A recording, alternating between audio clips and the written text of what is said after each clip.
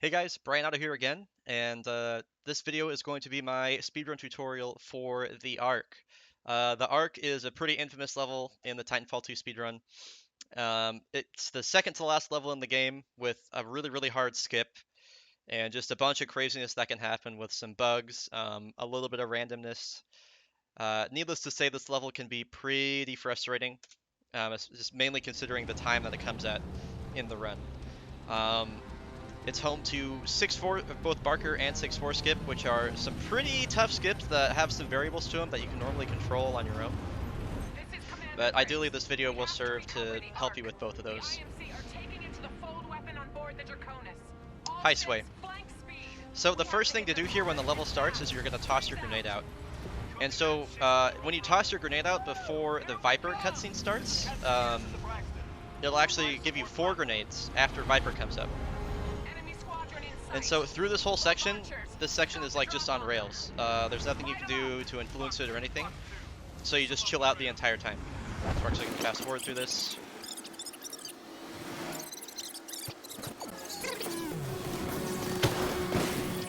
Alright. So once we get here, this is where the fun starts. Coming up here we have what's going to be called, our audio is all messed up because of I was fast forwarding as well. So coming up here, this is going to be what is known as Barker skip. And Barker skip is a skip where we use a frag boost. You'll see the 6-4 somewhere out here. They're going to swoop around over here. We're going to use a frag boost to jump from this ship to the 6-4's ships. This is called Barker skip.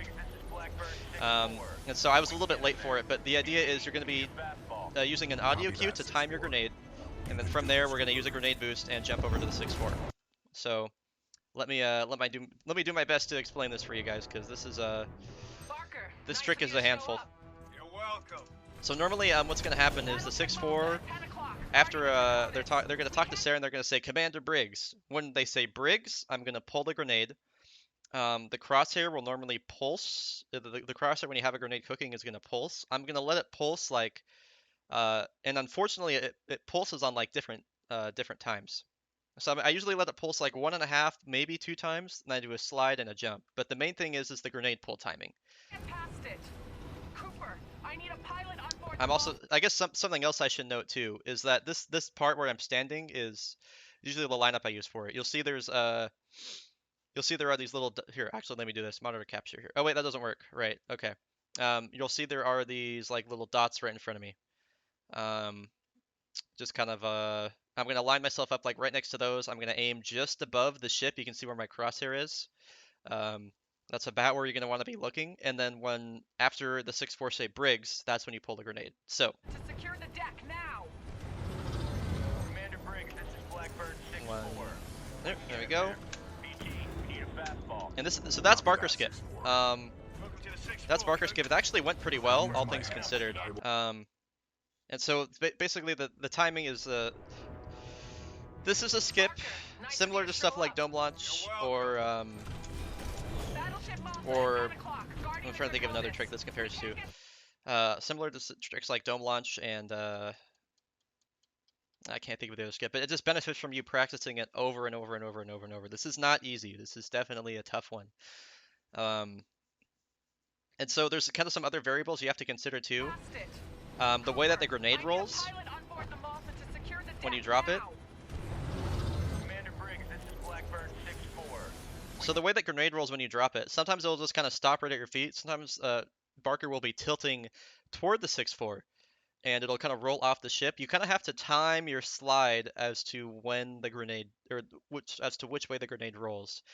So if it stays on the ship and kind of stands in one spot, I'm going to wait briefly before I do the slide and the jump.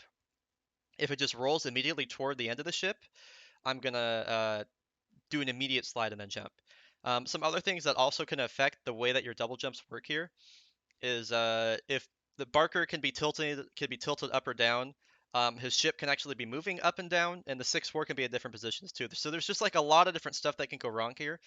I'm gonna say, so there's definitely some randomness with this trick, but if you're getting a perfect frag boost, you're gonna be hitting this, you know, I want to say if you're getting a perfect frag boost, you're going to be getting 6-4 skip like 90-95% of the time. If you're getting perfect frag boost every single time, your success rate's going to be really high. There are times when you get like a huge boost from Barker and the 6-4 fly toward you and you get a perfect frag and you like shoot right over the 6-4.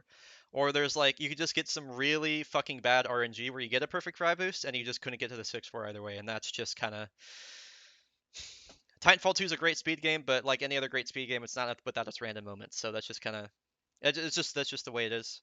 Um, you can actually technically do 6-4 without, or sorry, you can actually technically do Barker without a frag. But if you, for whatever reason, have like gone insane and you want to just go and you don't want to do the frag and you're just like, I just want to do the boost, I'm just gonna let you know this used to be the old way we do this before we really knew about the frag boost. This is gonna be like, this is completely random. Like you're just giving yourself to the RNG gods when you do this. So like, yeah, I mean you could just see like sometimes you can get that first try. You could load this over and over and over again, and like you might not get it for 7 tries. You just gotta know in this situation you're giving yourself to the RNG gods. So I always recommend doing the frag boost. I always recommend doing the frag boost because this is bullshit. Well, there we go. I got really good RNG because of the way that Barker was moving. So, just something to keep in mind. You might find a different lineup might work for you for the frag. I know like Game Friend does something a bit different with this, but as far as the frag goes, I'm gonna sit here. I'm gonna line myself up about like this with these little holes here. I'm gonna look above the ship right there. Gonna wait for him to say Briggs. Pull the frag. Do a little count. Jump. And I jumped a little early there, but the boost was enough, and I had good enough RNG. If I was paying attention, I could have held S. I could have held S immediately right there, and I would have landed on the 6-4 ship. But I wasn't quite paying attention, and I went right over the ship. So this is a trick that you just have to grind. You just grind it out over and over and over and over and over again until you get good at it, because it's tough. Oh, I pulled this frag really late actually. Yeah, I pulled the frag really late and got lucky. So some things to note with this. I guess final things to note with Barker skip. I'm not really sure what else there is to say. You might make sure that you're getting the you have to time your double jump as to which way the 6-4 are flying, and this kind of goes with when you fly over them when you don't. It's just there's so many variables to keep track of here. You got to be really careful.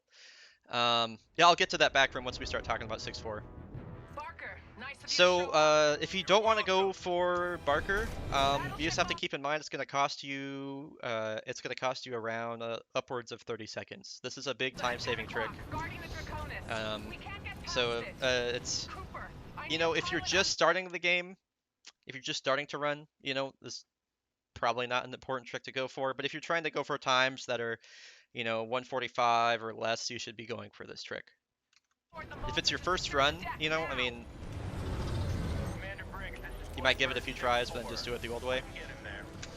But most of the time here, you're going to want to be going for it. You can see that time I had a really good boost. I wasn't paying attention to the 6-4's position, and it cost me that skip. I went right over the ship. So. Barker, nice of you to show up. You're welcome. Anyway. Battleship Alpha at 10 o'clock. Guarding the Draconis. There are some times you can land actually inside of the 6-4 ship, but the rarity of that is so high, or so low. It's really rare, is what I'm trying to say. And in that case, you just have to kind of ignore 6-4 skip completely.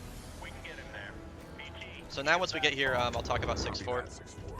Alright, so once you're on the ship here, what you're going to want to do is like run around. You want to run around the ship because how the arc works is there is a fall timer.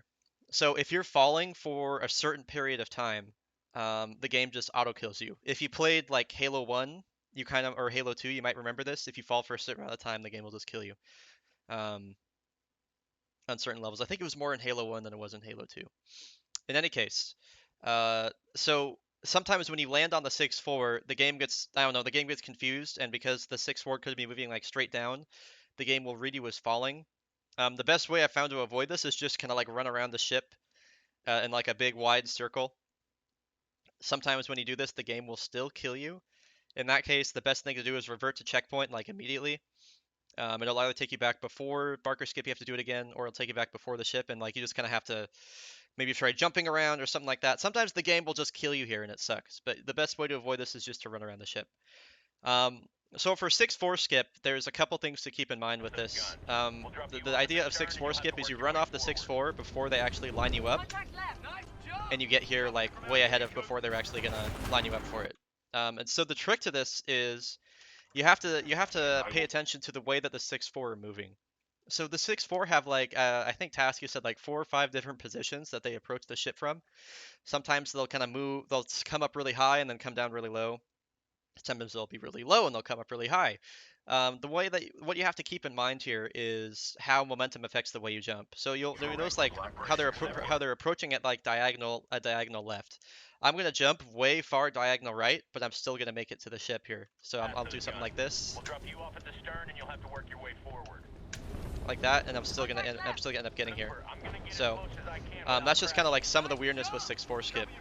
Is just paying attention to the way they're moving, understanding how momentum's going to affect you, and again, this is something you're going to practice over and over.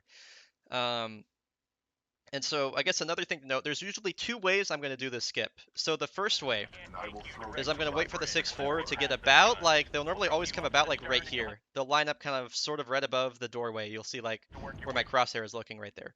They'll line up right around above it, and the best thing that I usually found to do here is I'm just going to run off. I'm not going to jump, I'm not going to slide, just when I get about right here, I'm going to run off. Just run off, and then I get about right here. I don't want to wait too long, because if I wait any longer than this, the game is going to kill me with the fall timer. It's going to be really hard for me to alt-tab back in and then still make this, but I come right here. See, there's the fall timer. That's the fall timer I was talking about.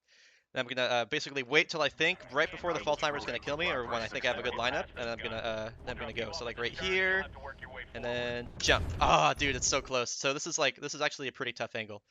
I might have to wait a bit longer in this situation. May have to wait till they get a bit closer. So like maybe about right here. Yeah, this should be okay. There we go. So that gets you in. You can see the fall timer in effect. So when another thing I might do is if they are up really high and they're moving fast toward the ship, this third platform down here actually there's an invisible wall, kind of like right on the very end of it, that'll catch you if you come through. So you can actually just come through like this. And then you hit the invisible wall, just like that. Spilled Coffee, thanks for the follow. So those are normally the 2 ways I do it. You can also, sometimes like if I've missed Barker once or twice, but I still want to like make up time as fast as possible, I'll do some really risky thing where when they're flying about right here, I just like to immediately like jump off to the right here, and then double jump here, and then I still end up getting there. So I hit the fall timer, unfortunately.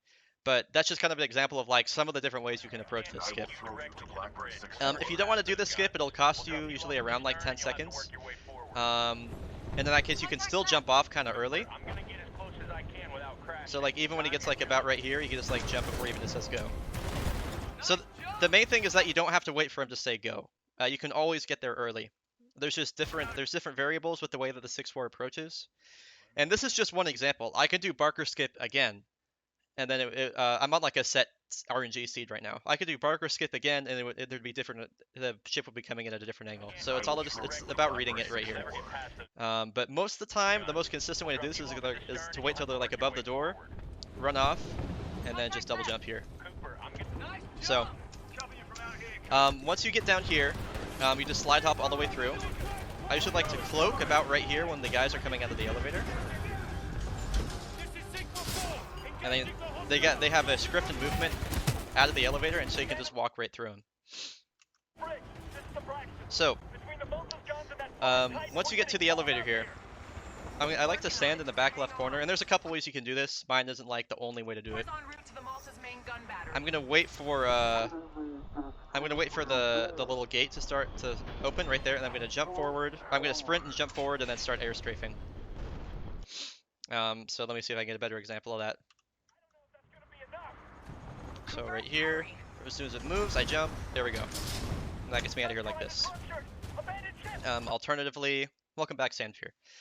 Alternatively, you could just kind of time a slide with this. So like right here, you can like slide underneath, that's fine too. I would say the only thing you really shouldn't be doing here is like something like this. Like this is slow. This is really like the slowest option of the three. In any case, so once you get out here, they want you to kill all 3 of the gun batteries. You actually only have to kill the last one, that third one way off in the distance there. So the movement through here is pretty tricky. The ship is kind of moving back and forth, so it's kind of weird. But most of the time when you come out of here, let me see. I'll put a quick save right here. Most of the time when you come out of here, I'm gonna do a double jump straight to the left, land here, double jump, wall kick, or even I guess wall run in that situation. Land here, double jump, wall kick, and that gets you over to the gun battery over here. And so you'll notice we have 3 frags right now, and we're actually gonna be using it. So once you get over to the 3rd gun battery, I'm gonna pull a frag right before I make the last wall run. So for me, it's gonna be right here. I'm gonna wait till I hear the beeping, and I'm gonna throw it in the direction of this guy and the gun battery over here. Once I do that, I'm gonna focus on these 2 dudes. And then it's just this last guy. And then I'll tell you that's all of them. So the trick to this is just pulling the frag early, killing those 2 guys really quick, and then making sure you're keeping track of those 2 dudes on the left. Because if you're not keeping track of them, they're gonna go turn on these stalkers down here, and then stuff gets really hairy. So, and another thing you should be doing here is double jumping constantly. If you're double jumping constantly, you can actually sometimes skip that little stagger animation. And when you skip the stagger animation, everybody else on this ship still gets staggered. So it's usually about like a 3-second or so time save if you get it. It's really, really cool. So again, we'll do this.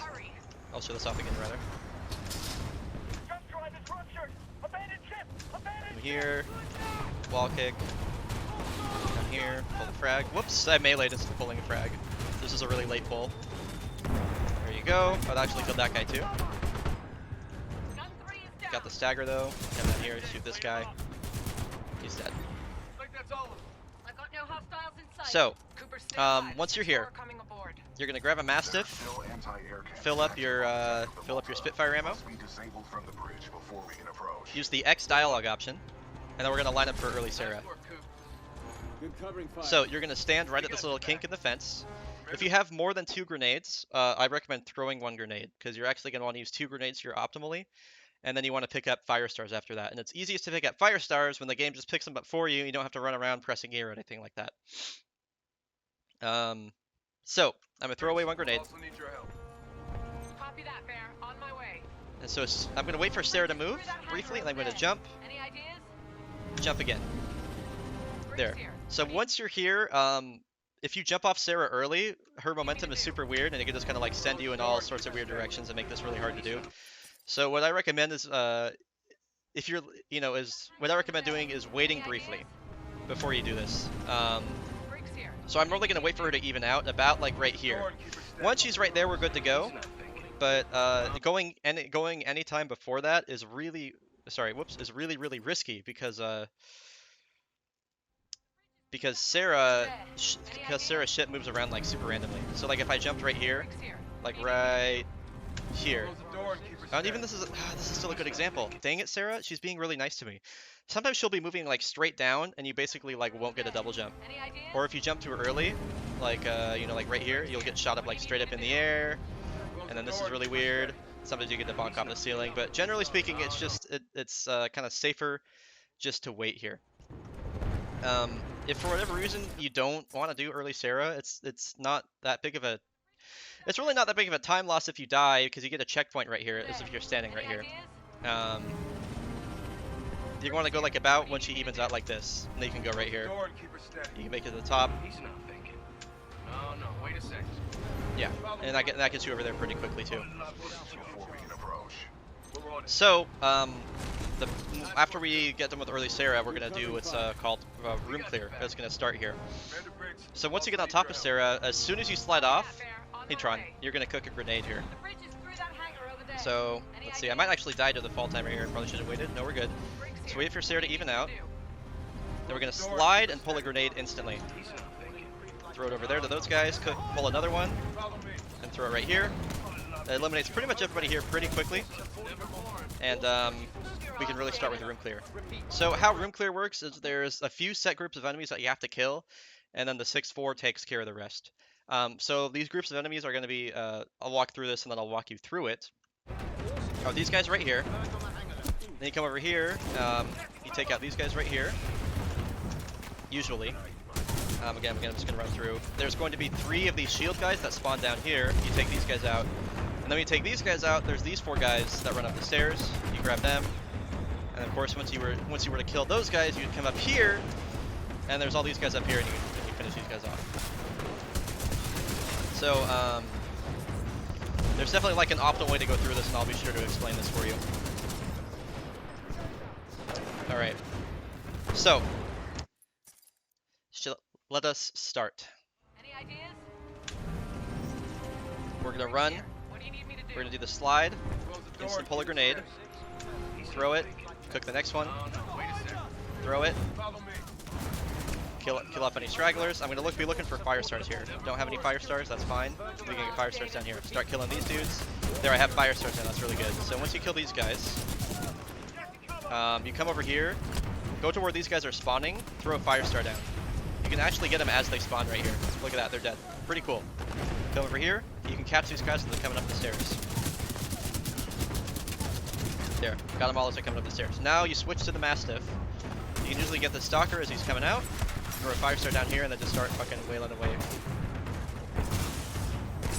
What is that Stalker doing? I was gonna say that never happens. That just despawned him for me. Follow me. Hey Elduro, I did watch the Crave Returning. So that's room clear. I'm obviously going to go over this again because there's a lot going on here. So what's really important to do on this first section is throw your first cooked grenade early, and then immediately start cooking the other one.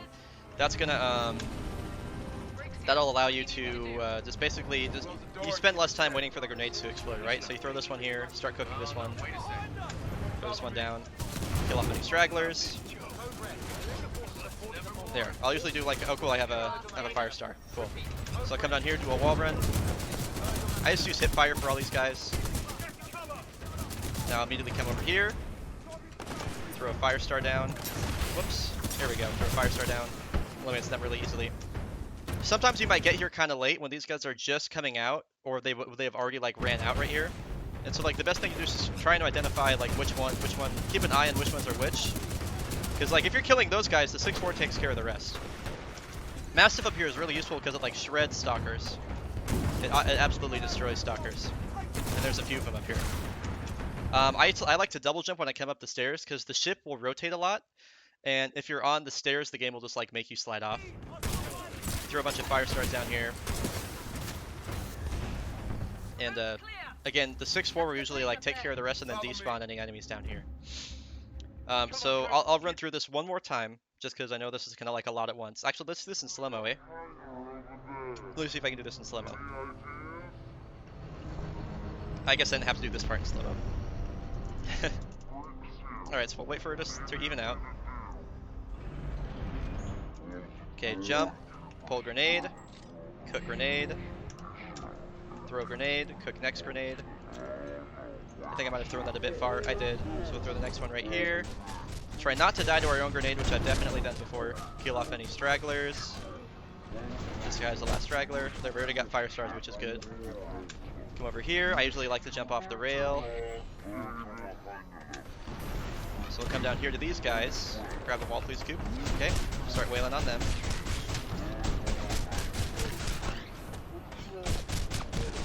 I can only imagine what this looks like in real time. This probably looks like an aimbot. So once we're over here, I know I want to, I only have one fire star, which is unfortunate. So I'm going to have to wait for a little bit to when I know they're going to spawn. I'm going to try and throw it behind them. And just shoot the rest of them as they're coming out of there. As I can see the shield, or get behind the shield. Just hip fire all these guys as they're coming out. We have arc grenades, and arc grenades are really, really good here too. If you can't find fire stars, arcs are the next best thing. So we're going to come up here, try and headshot this stalker here. Now arc grenades are going to wreck these guys. They do a ton of AoE damage. They're much more powerful than they are in multiplayer right now.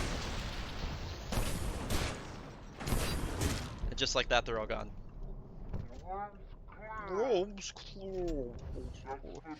So when you do this really fast, Gates can kind of like take her time and be really slow and annoying. So just keep in mind that Gates is definitely kind of a random element here. You can see she's like shooting at literally nothing. So this is Gates for you. But yeah, just keep in mind that this is something that can cost you a bit of time. So once you're here, you pretty much don't have to do anything for the next little while. Gates is going to shoot the glass. The 6-4 are going to throw some tether traps up here. The yeah, tether traps. The correct dialogue option here again is X.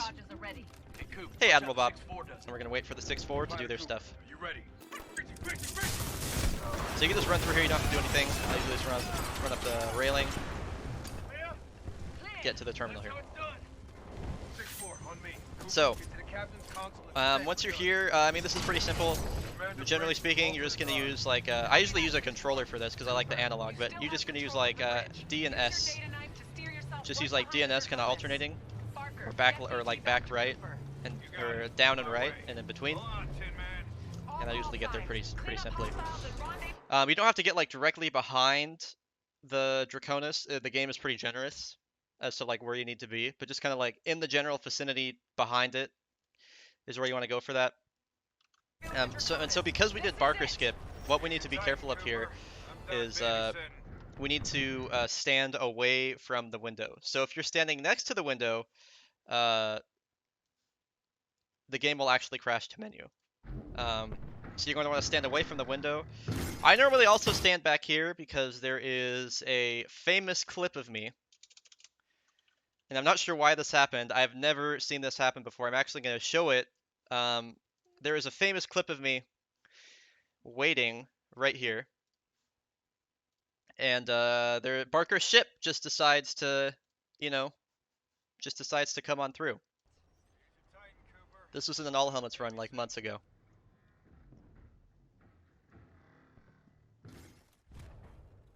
What?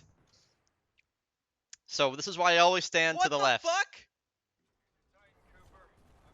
Ever since this day. What the fuck? What the actual fuck? What the fuck? What? What the fuck? So, in conclusion, always stand over here, because you never know. I've only seen it happen that one time, but you never know. So, the best thing to do is to stand over here.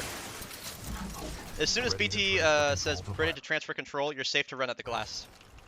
Then you get in BT. Take the deck and get to the Draconis. So, normally right here, in any percent, you won't have Ion. Unless right when the level starts, you quit to main menu and then reload the level. That's something that would that's something that would that would cost you a few seconds in the run. But if you like really wanted to if you really wanted Ion, then it wouldn't cost you too much time because the timer pauses when you're in the menu as well. In any case, I will show off. I'll show off the strat that you use with Ion, which you have in fast any percent, and Expedition, which you're going to be using in any percent. So fast any percent, you have Ion. Any percent, you don't. So, let's do a quick save here, and I will do Expedition first. The basic fight is the same, but the start of it and the very end of it can be kind of different depending on whether or not you have Ion. Hey Frames. So, normally at the start here, what I like to do is I like to get an Acolyte pod and get a full lock on both of the Scorches here. Then I immediately switch to Tone. When I switch to Tone, I'm going to be trying to proc the Flame Shield for both of the Scorches. That is my #1 priority when I get started here. So I want to get the Flame Shield up for him, so he's not going to do it. So what I'm going to do, oh god, Jesus, I'm going to come down here and I'm going to use both of the rockets on this one Scorch. So you can see he got chunked pretty good. There we go, and now we have, what?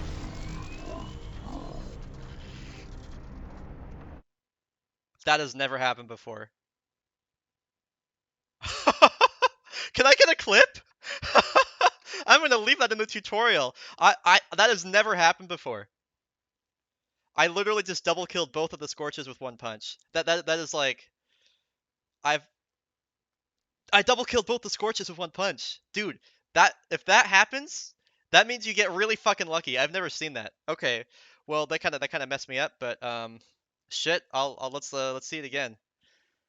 Let's run through that again because that never happens, but I guess it's possible that it can. So let's try this again, eh?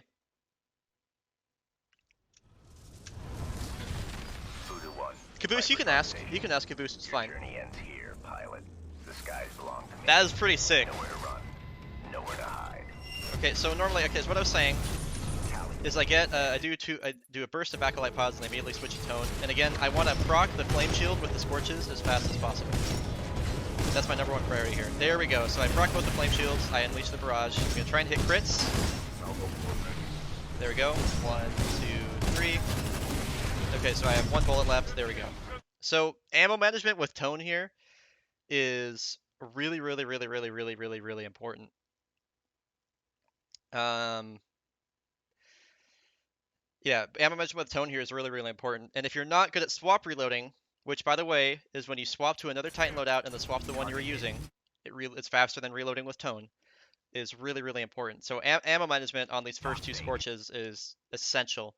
And if you get caught like having to reload right here, it's gonna cost you a bunch of time. Ever had a crash to main when you punch the Scorch off a ship? No, I've had crashes that happened before, but not like you've had it happen a few times. Yeah, I'll talk about some of the weird stuff that can happen here. Nowhere to hide.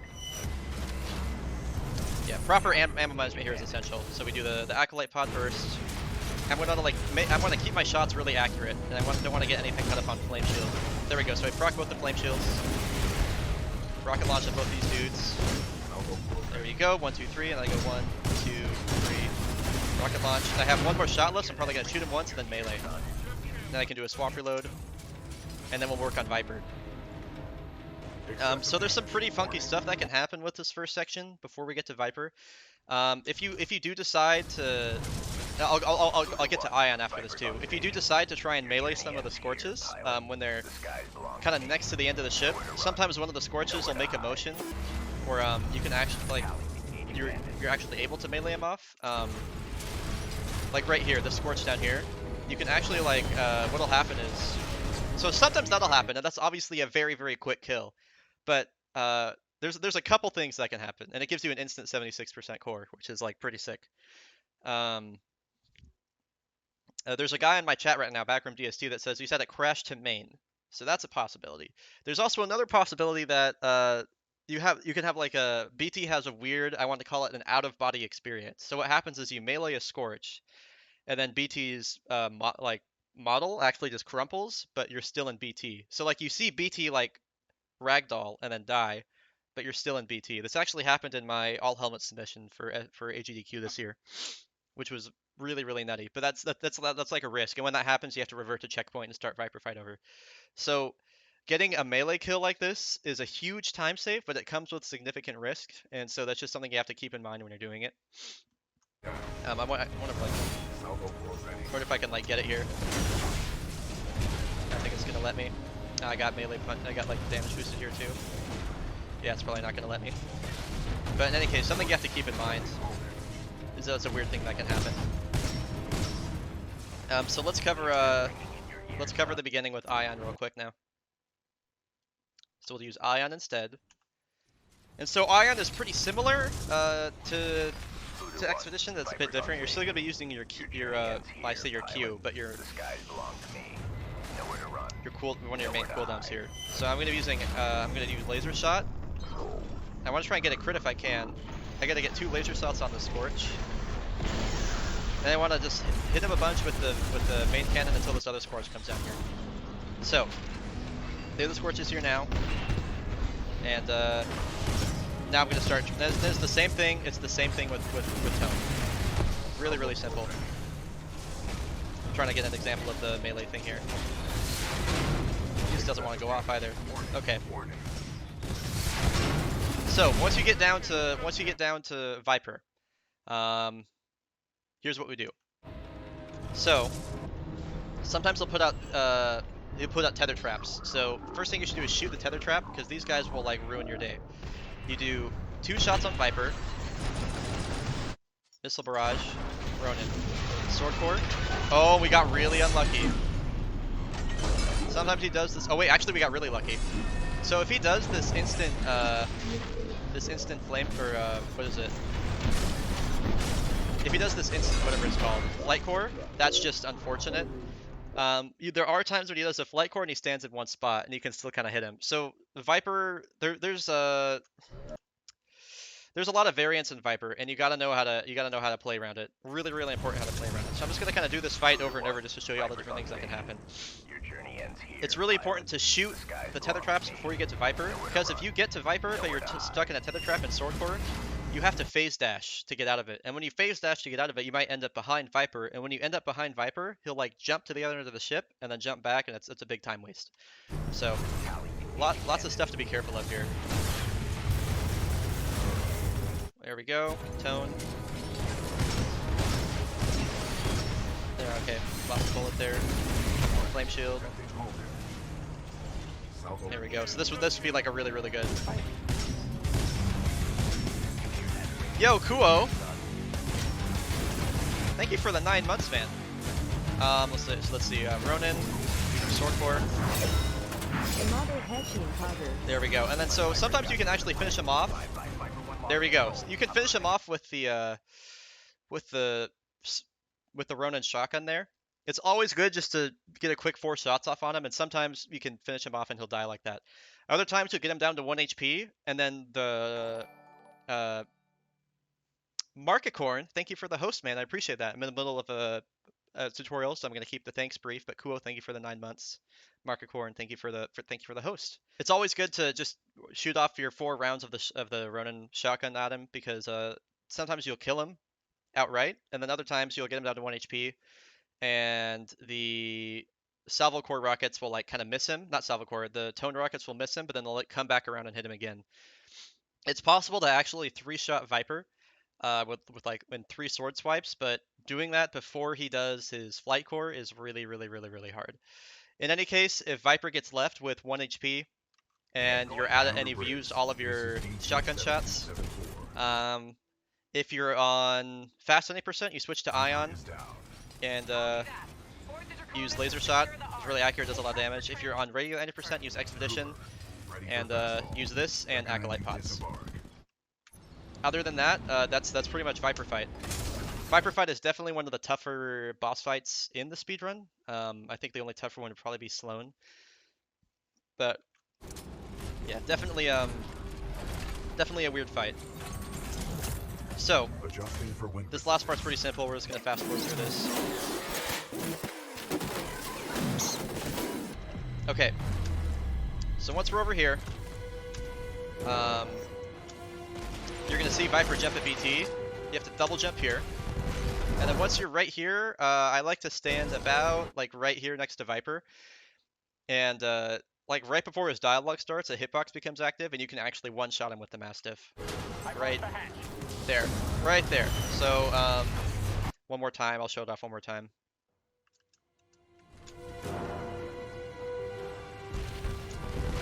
Get about right here.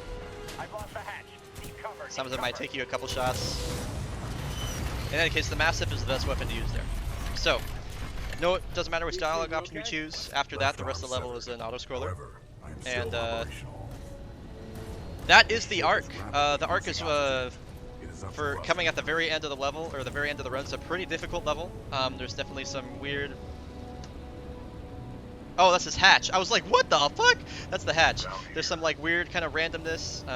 You can get pretty unlucky with some bugs and stuff like that. But the best thing to do here is just don't tilt, persevere, and I don't know, dude. Do your best. This level's hard. Don't let it get you down. I can't tell you like how many different weird things I've seen happen on this level, but just keep in mind that weird stuff is gonna happen. Good luck, and I will catch you in my fold weapon tutorial. Peace.